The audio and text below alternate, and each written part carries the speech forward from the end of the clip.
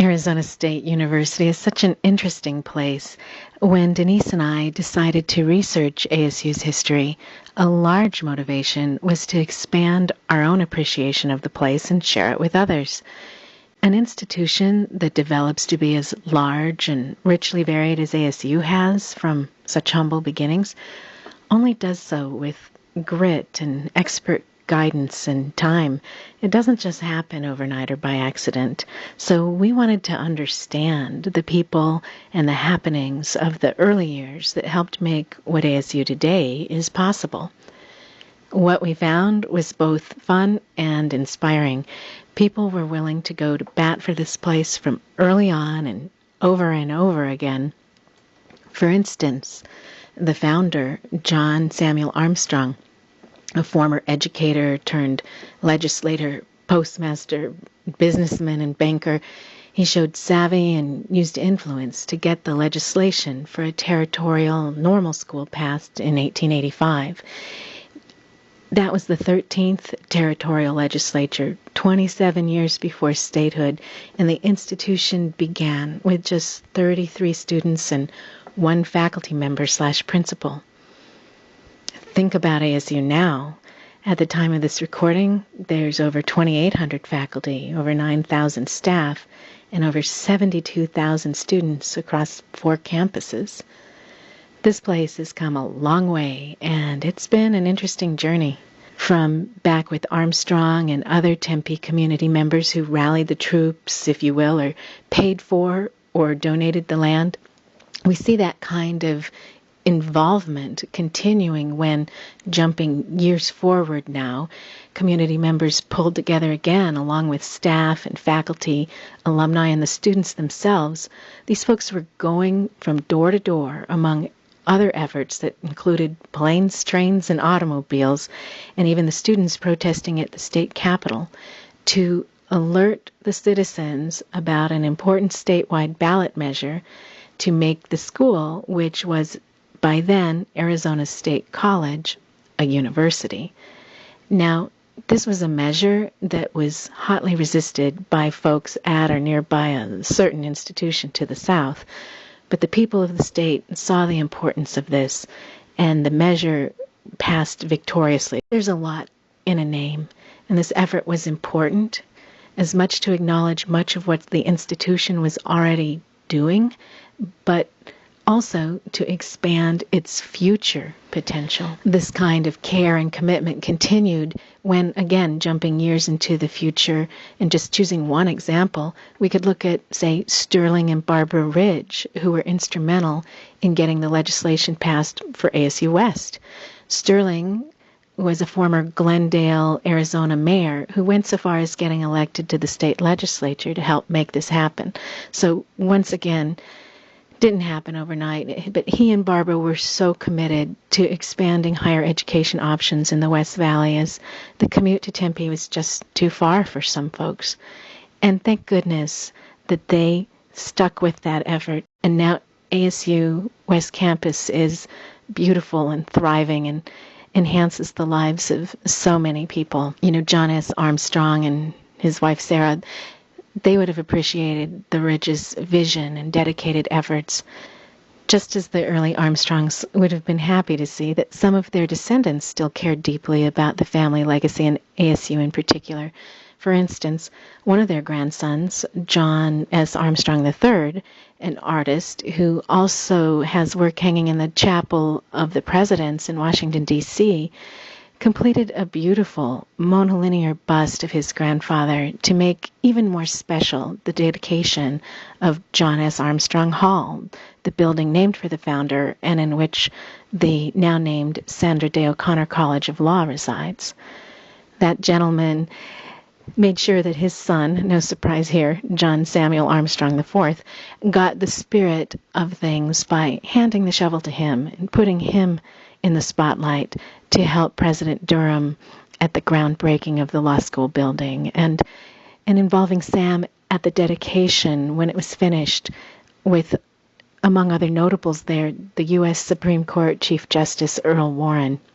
And Mr. Armstrong was also instrumental years later in getting his cousin, William P. Carey, another grandson of the founder, to endow $50 million to the now W.P. Carey School of Business at ASU. And there have been a lot of great families and individuals in ASU's past, just as there are in its present. There's so many folks we couldn't mention, and we couldn't go into as much depth as we would have liked to have gone into on the ones that we did mention. There just wasn't enough space. Which reminds me, I should share that this book might be different than some histories that just focus on the big names, the big donors or the institution's presidents, for instance. We didn't do that. There's no doubt that their impact is key. We certainly agree. But in the stream of time, there's much less likelihood that the presidents will be forgotten. So we cast a broader net in this book to tip the historical hat to remembering a range of other players who helped make this successful institution possible, going as far back as when Territorial Governor Safford had that foresight and vision to want more education in these parts, and folks like Charles Trumbull Hayden, who founded Tempe, a very isolated town at the time, but a wholesome and hearty place for this institution to be born and grow.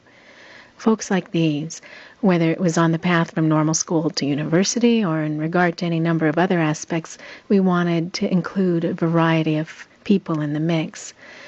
So in terms of an overview of the book, well, we've got a chapter on the academic side of things, which is at the heart of the educational mission, and early faculty helped set the direction of the institution. There's so much fascinating work that goes on at a university, and yet we encounter folks all the time who don't realize the depth and the breadth of it, the range and the impact of faculty efforts in teaching students and well beyond that.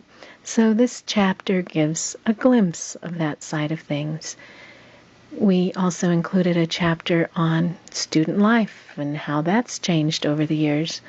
After all, there is more to becoming an educated and involved citizen than what comes from books and research.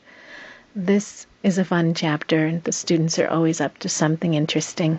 Naturally, we include moments from athletics, from as wide a range of sports as we could manage in the limited space, and trying to balance between mentioning teams and coaches. Athletics is an exciting part of the university that attracts participants and fans from all walks of life and from locales near and far. Clearly, that needed to be included.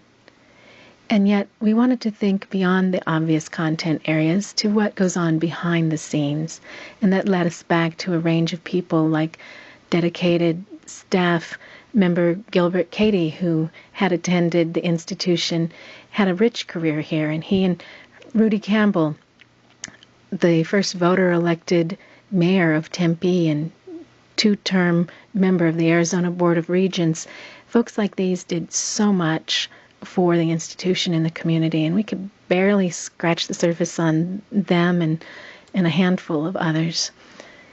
Space was an issue in part because of the rich history and in part because we chose a pictorial format. We decided that in this offering we should share the history with as many interesting old photos as possible. People love pictures. It's fun to see the old-time buildings, the neat old cars, and the period clothing. And it honors those who provided the foundation of what we enjoy today by putting some faces to the names, both of which might otherwise be lost. So each photo, each caption represents hours and hours of background work, and we learned so much through all our research that it was just heartbreaking that we couldn't fit in more of the great history, events, and people that we encountered. Earlier drafts of the book did have more in them, but we had to keep making deeper cuts. And the result is a book with 229 photos that, while we designed it to be read from cover to cover, you can open it up to any page and enjoy what you find there.